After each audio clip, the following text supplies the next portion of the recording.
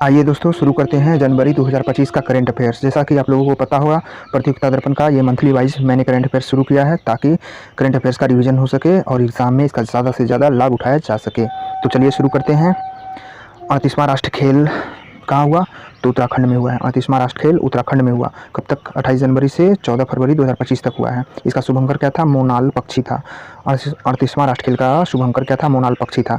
इससे संबंधित और भी डेटा है जो मंथली मैगजीन और या वार्षिकांक आ जाएगा यूटेरिया का या एसपीडी का, उसमें पढ़ लेना है। बस इसमें इतना ही लिखा गया है। ठीक, नेक्स्ट है QS Asia ranking 2025। QS Asia ranking 2025 में एशिया में प्रथम स्थान पर पेकिंग विश्वविद्यालय है। चीन का पेकिंग विश्वविद्यालय प्रथम स्थान पर है। दूसरा हांगकांग विश्वविद्यालय है। भारत में सर्वाधिक 162 संस्थान शामिल हुए हैं क्यूएस एशिया रैंकिंग में। भारत का रैंक है 44वां। आईआईटी दिल्ली का 44वां प्रथम स्थान पर, मतलब भारत में प्रथम स्थान पर 44वां है। आईआईटी दिल्ली विश्व में 44वां था क्यूएस एशिया रैंकिंग में।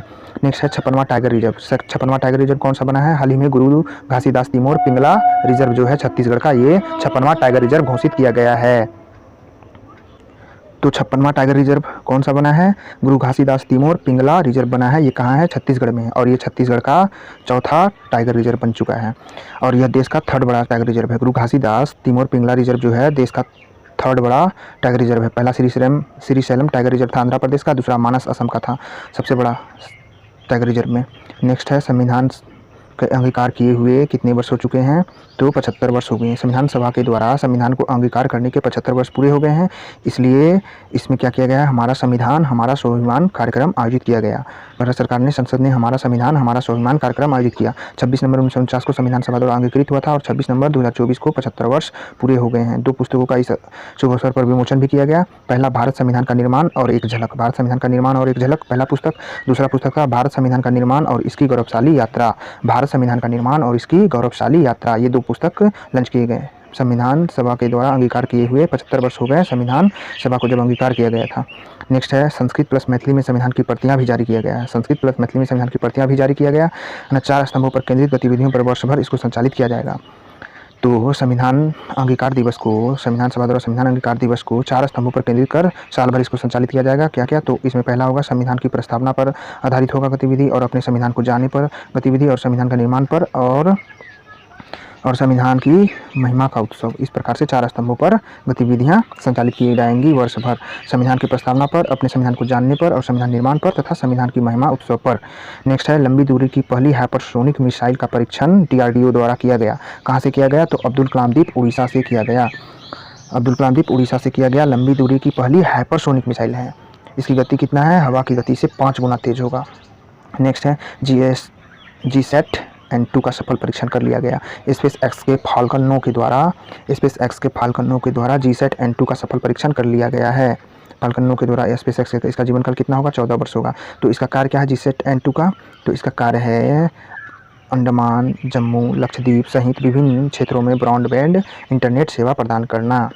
अंडमान में, जम्मू कश्मीर में, लक्षद्वीप में, मतलब विभिन्न क्षेत्रों में ब्रॉडबैंड नेटवर्क सेवा शुरू करने के लिए जीसैट N2 का सफल परीक्षण कर लिया गया। इसका जीवन काल 14 वर्ष होगा। यह पहला अवसर है जब इसरो ने किसी उपग्रह के प्रक्षेपण के लिए स्पेस एक्स से अनुबंध किया था। तो हाल में पूछा जा सकता है कि स्पेस एक्स के साथ कौन सा मिशन या उपग्रह प्रक्षेपण यान इसरो ने स्पेस एक्स के साथ अनुबंध किया था? तो जीसैट N2 के बारे में।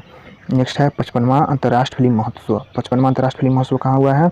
तो यह गोवा में हुआ। कब हुआ था? नवंबर 2024 में हुआ था। Satyajit Ray life time achievement पुरस्कार किसे दिया गया? फिलिप नोयस को दिया गया। Satyajit Ray life time achievement award Phillip Noyce को दिया गया। 55वां अंतर्राष्ट्रीय महोत्सव कहाँ हुआ? तो गोवा में हुआ है। इसका फोकस कंट्री कौन सा था? तो ऑस्ट्रेलिया था। 55वां अंतर्राष्ट्रीय महोत्सव का फोकस कंट्री ऑस्ट्रेलिया था, गोवा में हुआ है। हर वर्ष शायद गोवा में ही होता है और इस बार थीम था युवा फिल्म निर्माता भविष्य अब है। युवा फिल्म निर्माता भविष्य अब है इसका थीम था 55वां अंतर्राष्ट्रीय फिल्म महोत्सव का। नेक्स्ट है अमेरिकी राष्ट्रपति चुनाव देखें। नए राष्ट्रपति फिर से डोनाल्ड ट्रंप बन गए हैं और 2021 से पहली बार वो बने थे। 2017 से 21 तक बने थे। डोनाल्ड ट्रंप किस पार्टी से संबंधित है? डोनाल्ड ट्रंप रिपब्लिकन पार्टी से संबंधित है। रिपब्लिकन पार्टी का प्रतीक चिन्ह क्या है? तो उनका चुनाव चिन्ह हाथी छाप है। और ये कैवें राष्ट्रपति बन गए हैं? 47वें राष्ट्रपति। अमेरिका के 47वें राष्ट्रपति डोनाल्ड ट्रंप बन चुके हैं। उनकी उम्र 78 वर्ष हो गई है और ये दूसरी बार बने हैं। शपथ 20 जनवरी 2025 को लिया इन्होंने। इलेक्टोरल के कुल 538 सदस्य थे, जिनमें से 312 रिपब्लिकन पार्टी को, डोनाल्ड ट्रंप की पार्टी को 312 मिली और 226 डेमोक्रेटिक पार्टी को मिला। डेमोक्रेटिक पार्टी जो कमला हैरिस थे और कमला हैरिस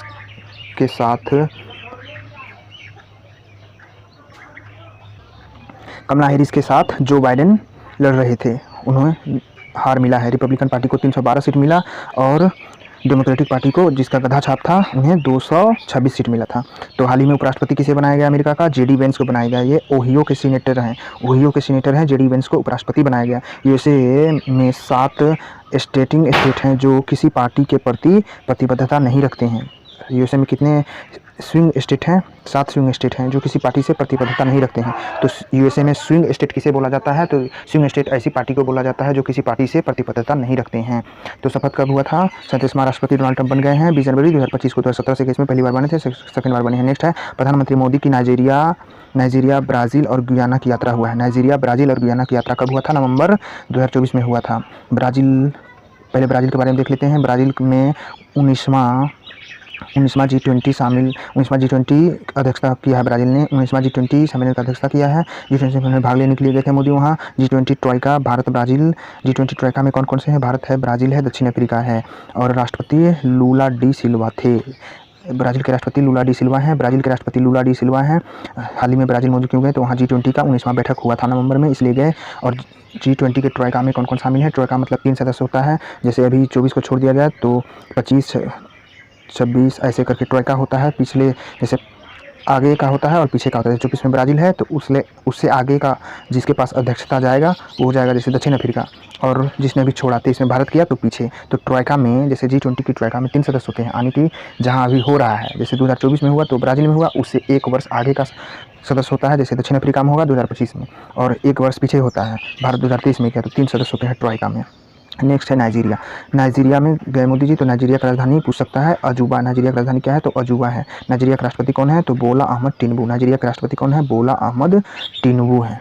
नेक्स्ट है मोदी जी ने कहा सेकेंड बड़ा पुरस्कार, मोदी जी को वहाँ का सेकंड सबसे बड़ा पुरस्कार मिला है grand commander of the Order of niger. Grand commander of the niger पुरस्कार नाइजीरिया को मिला है। यह पाने वाले सेकंड विदेशी बन गए हैं मोदी जी। पहले महारानी एलिजाबेथ को दिया गया था। तो नाइजीरिया का सबसे बड़ा सेकंड बड़ा पुरस्कार जो है grand commander of the niger order of the niger, grand commander of the Order of the niger दिया गया। यह पाने वाले दूसरे विदेशी मोदी जी बन गए हैं। पहले मिला था महारानी विक्टोरिया को मिला था। नाइजीरिया का राजधानी कहाँ? अजूबा है। नेक्स्ट है गुयाना गए तो गुयाना का राजधानी पूछ सकता है जॉर्जटाउन है। गुयाना का राजधानी जॉर्जटाउन है, जबकि वहाँ के राष्ट्रपति इरफान अली है। गुयाना के राष्ट्रपति इरफान अली है। दूसरे भारत कैरिकॉम सम्मेलन का आयोजन इसी दौरान मोदी जी को डोमिनिका अवार्ड ऑफ ऑर्डर से सम्मानित किया गया। कोविड-19 के दौरान मदद हेतु दिया गया था। कोविड-19 के दौरान जब मोदी जी ने मदद दिया था गुयाना को तो मोदी जी को यह अवार्ड दिया गया, डोमिनिका अवार्ड ऑफ ऑर्डर दिया गया। गुयाना की राजधानी जॉर्जटाउन है। उन्हें भारत कैरिकॉम सम्मेलन का भी आयोजन इसी तरह भारत कैरिकॉम का आयोजन भी वहीं किया गया और डोमिनिका अवार्ड ऑफ ऑर्डर दिया गया गुयाना में। तो गुयाना में पहला 2019 में न्यूयॉर्क में हुआ था। दूसरे भारत कैरिकॉम सम्मेलन मतलब भारत कैरिकॉम सम्मेलन पहला कहाँ हुआ था? 2009 में न्यूयॉर्क में हुआ था भारत कैरिकॉम सम्मेलन, और तीसरा भारत में होगा, संभावित है भारत कैरिकॉम सम्मेलन भारत में होगा। अभी गुयाना का सर्वोच्च सम्मान क्या है? The Order of Excellence Modi ji को मिल गया। गुयाना का सर्वोच्च सम्मान द ऑर्डर ऑफ एक्सीलेंस है, मोदी जी को मिल गया है ये। नेक्स्ट है बारबाडोस ने भी मोदी जी को अपना सर्वोच्च नागरिक सम्मान ऑनरेरी ऑर्डर ऑफ फ्रीडम से सम्मानित करने की घोषणा की है। तो ऑनरेरी ऑर्डर ऑफ फ्रीडम किसका सर्वोच्च सम्मान है? तो बारबाडोसा का इसे भी मोदी जी को देने की घोषणा किया गया है। हाल ही में G20 का 19वां सम्मेलन कहाँ हुआ? तो ब्राज़ील के रियो डी जेनेरियो में हुआ है। थीम था न्यायसंगत विश्व और टिकाऊ भविष्य के लिए। अच्छा, टिकाऊ भविष्य के गृह या कुछ ऐसे था ना। ब्राज़ील द्वारा भूख व गरीबी के विरुद्ध वैश्विक गठबंधन की घोषणा किया गया है। न्यायसंगत विश्व और टिकाऊ भविष्य या कुछ इसी तरह, टिकाऊ ग्रह ऐसे कुछ है। तो 19वां G20 शिखर सम्मेलन कहाँ हुआ? तो ब्राज़ील में रियो डी जेनेरियो में हुआ है। इसका थीम था विश्व और न्यायसंगत विश्व और टिकाऊ ग्रह। हाल ही में ब्राज़ील द्वारा इसी G20 19वां सम्मेलन के दौरान भूख और गरीबी के विरुद्ध वैश्विक गठबंधन बनाने की घोषणा किया गया है। तो फर्स्ट 2008 में यूएसए में हुआ था। G20 का फर्स्ट सम्मेलन कहाँ हुआ था? 2008 में अमेरिका में हुआ था, और 20वां सम्मेलन 2025 दक्षिण अफ्रीका में होगा।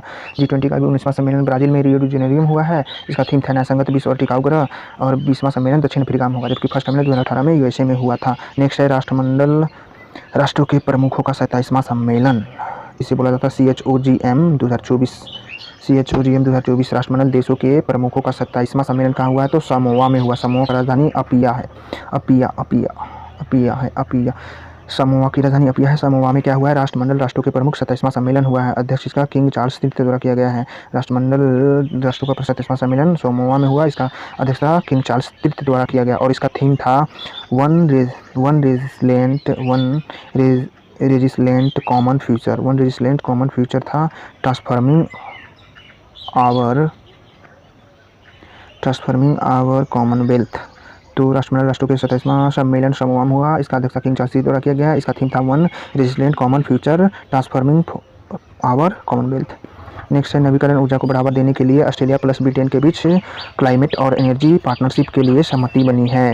तो पूछा जा सकता है क्लाइमेट और एनर्जी पार्टनरशिप के लिए सहमति हाल ही में किसके ऑस्ट्रेलिया और ब्रिटेन के बीच बना है? नवीकरण ऊर्जा को बढ़ावा देने के लिए। नेक्स्ट है भारत का प्रतिनिधित्व संसद मामले के मंत्री किरण रिजिजू ने किया है, क्योंकि यहाँ मोदी जी 16वां ब्रिक्स सम्मेलन में भाग लेने गए थे। 2026वां रवांडा 2022 में हुआ था। 28वां एंटीगुआ प्लस बारमूडा में होगा, जहाँ राजधानी है उसका सेंट जॉर्ज 26 में होगा। तो राष्ट्रमंडल राष्ट्रों का जो सम्मेलन है वो 26वां कहाँ हुआ था? रवांडा 2022 में हुआ था। रवांडा 2022 में, और जबकि 28वां होगा Antigua Bermuda plus Saint Antigua Bermuda में होगा। सेंट जॉर्ज जहाँ की राजधानी है 2026 में होगा 28वां राष्ट्रमंडल देशों का सम्मेलन। तो भारत का प्रतिनिधित्व किसने किया था राष्ट्रमंडल देशों में? किरण रिजिजू ने किया था। संसद मामले के मंत्री किरण रिजिजू ने किया था। तो मोदी जी क्यों नहीं गए? तो क्योंकि मोदी जी 16वां ब्रिक्स सम्मेलन में गए थे। नेक्स्ट है अंतर्राष्ट्रीय सौर गठबंधन का 7वां सत्र कहाँ आयोजित किया गया? अंतर्राष्ट्रीय सौर गठबंधन का 7वां सत्र नई दिल्ली में आयोजित किया गया है। 2024 से 26 सत्र के लिए भारत अध्यक्षता कर रहा है और सह अध्यक्षता फ्रांस को चुना गया है। अंतर्राष्ट्रीय सौर गठबंधन का सह अध्यक्षता किसे चुना गया है? फ्रांस को चुना गया है। 2024 से 26 तक के लिए अंतर्राष्ट्रीय सौर गठबंधन का ISA का भारत को अध्यक्षता मिला है। नई दिल्ली में किया गया। यह 7वां सत्र हुआ था। अंतर्राष्ट्रीय गठबंधन का लक्ष्य 2030 तक 1000 गीगावाट सौर ऊर्जा क्षमता स्थापित करना है। गठन 2015 में हुआ था। COP28 के समय हुआ था। भारत और फ्रांस के द्वारा किया गया था। इसका राजधानी हरियाणा के गुरुग्राम में स्थित है। अंतर्राष्ट्रीय सौर गठबंधन का लक्ष्य 2030 तक कितना गीगावाट सौर ऊर्जा उत्पादन करना है? 1000 गीगावाट सौर ऊर्जा स्थापित क्षमता करना है। 2015 में स्थापना किया गया था। COP28 के समय किया गया था। USA में पढ़ने वाले विदेशी छात्रों को सर्वाधिक हिस्सा किस देश का है? तो भारत का है। सेकंड चीन का है। USA में पढ़ने वाले छात्रों में विदेशी छात्रों में सबसे अधिक भारत से 29% है, दूसरा चीन का है। नेक्स्ट है COP29 कहाँ हुआ? तो COP29 का आयोजन बाकू में हुआ। अजरबैजान की राजधानी है बाकू में। कब हुआ? 11 नवंबर से 22 नवंबर 2024 को। नवंबर 2024 में COP29 का आयोजन कहाँ? अजरबैजान के बाकू में हुआ। भारत का प्रतिनिधित्व किसने किया है? केंद्रीय पर्यावरण राज्य मंत्री कीर्तिवर्धन सिंह ने। भारत का प्रतिनिधित्व COP29 में किसने किया था? पर्यावरण मंत्री कीर्तिवर्धन सिंह ने किया था। अध्यक्षता मुख्तार बाबा एब द्वारा किया गया। मुख्तार बाबा एब द्वारा अध्यक्षता किया गया। जो अजरबैजान से संबंधित हैं। नेक्स्ट है 2035 तक $300 अरब की सालाना मदद की घोषणा किया गया है। विकासशील देशों को 2035 तक कितना अरब डॉलर सालाना मदद करने की घोषणा किया गया? तो $300 अरब का सालाना मदद देने की घोषणा किया गया विकासशील देशों को, लेकिन भारत द्वारा समर्थन नहीं किया गया। COP29 कहाँ होगा? तो ये ब्राज़ील के बेलेज में होगा। COP29 का आयोजन ब्राज़ील के बेलेज में होगा। नेक्स्ट है नेपाल यात्रा के दौरान थल सेना के अध्यक्ष जो हैं उपेंद्र द्विवेदी को नेपाली सेना के जनरल की मानद उपाधि दी गई है। तो नेपाल यात्रा के दौरान किसे नेपाली सेना का जनरल मानद की रैंक दिया गया? तो उपेंद्र द्विवेदी को दिया गया। थल सेना के अध्यक्ष उपेंद्र द्विवेदी को दिया गया। PM मुद्रा योजना का शुरुआत कब किया गया था? 8 अप्रैल 2015 में शुरू किया गया था। PM मुद्रा योजना की शुरुआत 8 अप्रैल 2015 में शुरू किया गया था। इसमें कितना दिया जाता है? ऋण इसमें दिया जाता है। शिशु ऋण 50,000 तक दिया जाता है। किशोर ऋण 50,000 से 5 लाख दिया जाता है। तरुण ऋण 5 से 10 लाख दिया जाता है। तरुण प्लस 10 से 20 लाख दिया जाता है। हाल ही में तरुण प्लस को बढ़ाकर 10 से 20 लाख कर दिया गया है। यही नया जुटा है, इसलिए चर्चा में रहा था। तरुण प्लस को 10 से 20 लाख दिया जाता है। PM मुद्रा योजना की शुरुआत 8 अप्रैल 2015 को हुआ था। किशोर ऋण इसमें 50,000 से 5 लाख, तरुण ऋण 5 से 10 लाख और शिशु ऋण 50,000 तक दिया जाता है। नेक्स्ट है क्षेत्र ग्रामीण बैंकों के विलय की प्रक्रिया चौथा चरण पूरा हो चुका है। अब प्रत्येक राज्य में एक ही क्षेत्र ग्रामीण बैंक होंगे, इसलिए इसे प्रथम चरण कब शुरू हुआ था? क्षेत्र ग्रामीण बैंकों के विलय की प्रक्रिया का प्रथम चरण 2004-05 में हुआ था। क्षेत्र ग्रामीण बैंकों की संख्या आप कितने हो जाएंगे? 28 हो जाएंगे टोटल। क्षेत्र ग्रामीण बैंक क्या होते हैं? तो क्षेत्र ग्रामीण बैंक सभी हर राज्यों में ऐसे बैंक होते हैं जो किसानों को, व्यापारियों को, छोटे व्यापारियों को, मजदूरों को वित्तीय सहायता उपलब्ध कराते हैं। क्षेत्र ग्रामीण बैंकों में केंद्र सरकार 50% और राज्य सरकार 35% और प्रायोजक बैंक 15% का सहायता देती है। नेक्स्ट है 43वां अंतर्राष्ट्रीय व्यापार मेला। 43वां अंतर्राष्ट्रीय व्यापार मेला कहाँ हुआ? तो नई दिल्ली में हुआ है। इसका साझेदार राज्य था बिहार प्लस यूपी और फोकस राज्य झारखंड था। 43वां अंतर्राष्ट्रीय व्यापार मेला नई दिल्ली में हुआ और इसका साझेदार राज्य बिहार प्लस यूपी था और फोकस राष्ट्र झारखंड था। थीम इसका विकसित भारत @ 47 विकसित भारत @ 47 था। 43वां अंतर्राष्ट्रीय व्यापार मेला साझेदार राज्यों में बिहार प्लस यूपी और फोकस राज्य झारखंड था। नेक्स्ट है राष्ट्रीय प्राकृतिक खेती मिशन 2024। राष्ट्रीय प्राकृतिक खेती मिशन 2024 का उद्देश्य क्या है? प्राकृतिक खेती को बढ़ावा देना। 25 नवंबर 2024 को मंत्रिमंडल ने इसे मंजूरी दे दिया है। पीएम आवास योजना ग्रामीण के कितना वर्ष पूरा हो गया? पीएम आवास ग्रामीण योजना का 8 वर्ष पूरे हो गए। ये 2016 में 20 नवंबर 2016 में शुरू किया गया था। पीएम आवास योजना ग्रामीण 2016 में 20 नवंबर को शुरू किया गया था। ये 8 वर्ष पूरा हो गया। शहरी को 2015 में शुरू किया गया था। पीएम आवास योजना शहरी 2015 में और ग्रामीण को 2016 में, मतलब पहले शहरी को बाद में ग्रामीण को शुरू किया गया था। नेक्स्ट है कुछ नियुक्तियाँ। हाल ही में नियंत्रक एवं लेखा परीक्षक का अध्यक्ष किसे बनाया गया? तो संजय मूर्ति को बनाया गया। नियंत्रक एवं लेखा परीक्षक का कार्यकाल 65 वर्ष या 6 वर्ष की आयु तक होता है। 65 वर्ष या 6 वर्ष की आयु तक होता है। संजय मूर्ति को नियंत्रक महालेखा परीक्षक का अध्यक्ष बनाया गया है। नेक्स्ट है फिक्की के अध्यक्ष हर्षवर्धन अग्रवाल बने हैं। फिक्की के अध्यक्ष हर्षवर्धन अग्रवाल बने हैं। नेक्स्ट है विमानपत्तन प्राधिकरण के नेक्स्ट चेयरमैन बने हैं विपिन कुमार। विमानपत्तन प्राधिकरण के नए चेयरमैन विपिन कुमार बने हैं। भारत तेल निगम के चेयरमैन अरविंद सिंह साहनी बने हैं। भारत तेल निगम के चेयरमैन अरविंद सिंह साहनी बने हैं। राष्ट्र विधिक सेवा प्राधिकरण के कार्यकारी अध्यक्ष किसे बनाया गया है? तो जस्टिस वी.आर. गवई को बनाया गया है। राष्ट्र विधिक सेवा प्राधिकरण का कार्यकारी अध्यक्ष जस्टिस वी.आर. गवई को बनाया गया। नए रक्षा सचिव कौन है? ज्ञानेश कुमार। नए रक्षा सचिव ज्ञानेश कुमार बने हैं। नेक्स्ट है मिस यूनिवर्स 2024 विक्टोरिया कंजेर थेलविग बनी है। मिस यूनिवर्स 2024 कौन बनी है? विक्टोरिया कंजेर थेलविग। विक्टोरिया कंजेर थेलविग जो है, विक्टोरिया कंजेर थेलविग, ये डेनमार्क की हैं। यह मिस यूनिवर्स 2024 बनी है।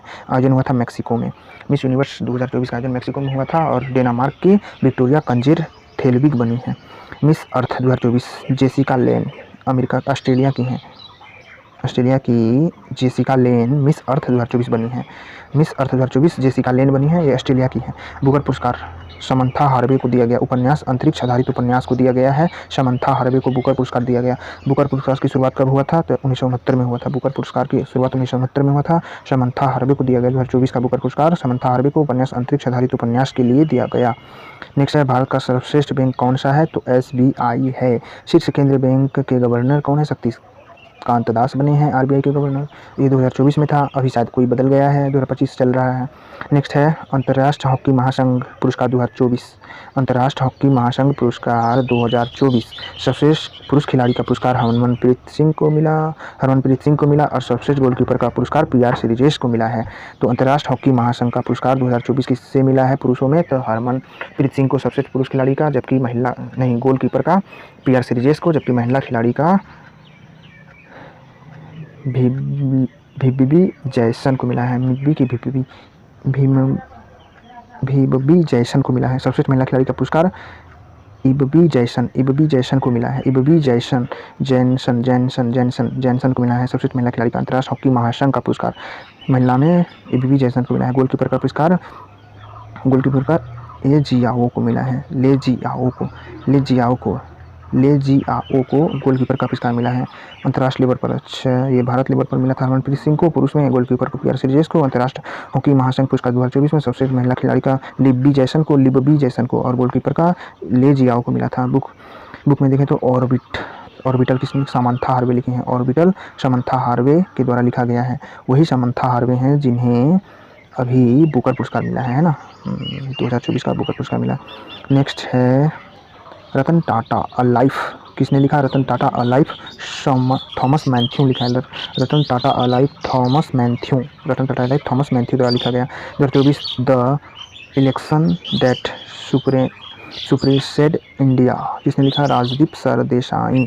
2024 the election that surprised India, अच्छा the election 2024 the election that surprised India, Rajdeep Sardesai के द्वारा लिखा गया। नेक्स्ट है NI for NI Jeffrey Archer द्वारा लिखा गया। NI for NI Jeffrey Archer द्वारा लिखा गया। नेक्स्ट है Shahrukh Khan legend icon star, किसने लिखा? मोहर बसु द्वारा लिखा गया। क्या है? Shahrukh Khan legend icon star Mohar Basu द्वारा लिखा गया। नेक्स्ट है the Nehru development Modi history and its lasting impact, the Nehru development Modi history and east lasting impact किसने लिखा? अरविंद पनगडिया द्वारा लिखा गया है। ये हो सकता है, पूछा जा सकता है। The Nehru development Modi history and its lasting impact Arvind Panagariya द्वारा लिखा गया। नेक्स्ट है, राष्ट्रीय शिक्षा दिवस कब मनाया जाता है? 11 नवंबर को राष्ट्रीय शिक्षा दिवस, और राष्ट्रीय प्रेस दिवस 16 नवंबर को मनाया जाता है। राष्ट्रीय शिक्षा दिवस 11 नवंबर को मनाया जाता है और राष्ट्रीय प्रेस दिवस 16 नवंबर को मनाया जाता है। नेक्स्ट है, युद्धाभ्यास सिम्बेक्स भारत और सिंगापुर के बीच किया जाता है। सिम्बेक्स भारत और सिंगापुर के बीच कहाँ किया गया? तो विशाखापत्तनम में किया गया। सिम्बेक्स भारत सिंगापुर के बीच विशाखापत्तनम में किया गया। नेक्स्ट है, विमबेक्स भारत और वियतनाम के बीच कहाँ किया गया? भारत में किया गया। बीमबेक्स भारत और वियतनाम के बीच किया गया, ये कहाँ किया गया? तो भारत में किया गया। बीमबेक्स गरुड़ शक्ति भारत इंडोनेशिया के बीच किया जाता है, ये कहाँ किया गया? जकार्ता में। इंडोनेशिया की राजधानी जकार्ता में गरुड़ युद्धाभ्यास किया गया भारत और इंडोनेशिया के बीच। नसीम अल बहार भारत और ओमान के बीच होता है। नसीम अल बहार भारत और ओमान के बीच होता है। नसीम अल बहार युद्धाभ्यास भारत और ओमान के बीच। वज्र प्रहार भारत और अमेरिका के बीच कहाँ हुआ? इडाहो में हुआ है। अमेरिका के इडाहो में वज्र प्रहार भारत और अमेरिका के बीच, अमेरिका के इडाहो में। गुरु नानक की 555वीं जयंती 2024 में मनाया गया। पाक में स्मारक सिक्का जारी किया गया है। पाकिस्तान में स्मारक सिक्का जारी किया गया। हाल में पाकिस्तान में किसकी 555वीं जयंती पर स्मारक सिक्का जारी किया गया है? 555वीं जयंती 2024 में गुरु नानक जी पर जारी किया गया था। सराय काले खां चौक का नाम बदलकर क्या कर दिया गया है? बिरसा मुंडा चौक कर दिया गया। क्यों? उनकी 150वीं जयंती पर 2024 में किया गया। तो बिरसा मुंडा की कैमी जयंती पर सराय काले खां चौक का नाम दिल्ली में बिरसा मुंडा चौक कर दिया गया। 150वीं जयंती पर कर दिया गया। नेक्स्ट है, महिलाओं की एशिया चैंपियंस ट्रॉफी 2024। महिलाओं की एशियाई चैंपियंस ट्रॉफी 2024 राजगीर बिहार में किया गया। 11 नवंबर से 20 नवंबर 2024 में किया गया। विजेता भारत रहा है, उपविजेता चीन रहा है। भारत थर्ड बार विजेता रहा, 2016 में जीता था, 2023 में जीता, 2024 में जीता था। सर्वाधिक गोल किसने किया? तो सर्वाधिक गोल दीपिका सहरावत किया। सर्वश्रेष्ठ महिला खिलाड़ी भी यही रही हैं, दीपिका सहरावत सर्वाधिक गोल किया। और सर्वश्रेष्ठ गोलकीपर का पुरस्कार मिला है यूकाडो को मिला, ये जापान की हैं। सर्वश्रेष्ठ गोलकीपर कौन बनी? यूकाडो जापान की। सर्वश्रेष्ठ गोलकीपर यूकाडो जापान की। सर्वाधिक गोल किया दीपिका सहरावत, ये भारत की थी। सर्वश्रेष्ठ खिलाड़ी भी दीपिका सहरावत। तो महिलाओं का Asia champions hockey trophy 2024 Bihar के राजगीर में 11 नवंबर से 20 नवंबर 2024 को किया गया। भारत विजेता रहा, चीन उपविजेता रहा। भारत तीसरी बार जीता है, फर्स्ट बार 2016 में, दूसरा बार 2023 में और 24 में तीसरी बार जीता है। तो ये जनवरी 2025 का प्रतियोगिता दर्पण था।